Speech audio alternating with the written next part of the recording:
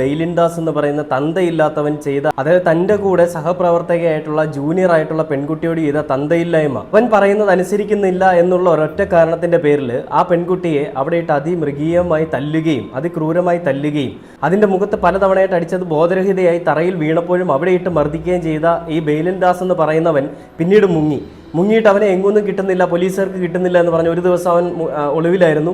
പിന്നീട് അതിനുശേഷം അവൻ പിടിയിലായപ്പോഴത്തേന് കരഞ്ഞങ്ങ് മെഴുകുകയാണ്. ആ പെൺകുട്ടി ആദ്യം തന്നെ പറയുന്ന ഒരു വീഡിയോ ഉണ്ട്.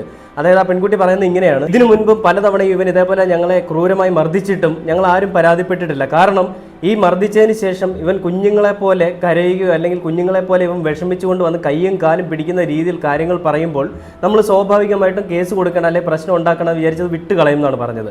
അങ്ങനെ വിട്ട് കളഞ്ഞതിൻ്റെ പേരിൽ ആ തന്തയ്ക്ക് പിറക്കഴുകിയ വീണ്ടും അവൻ കാണിച്ചു. അങ്ങനെ കാണിച്ചപ്പോഴാണ് ഈ പറയുന്ന പെൺകുട്ടിയുടെ മുഖത്ത് ഇവൻ അടിക്കുകയും അങ്ങനെയുള്ള കാര്യങ്ങളൊക്കെയാണ് അവൻ ചെയ്തത്.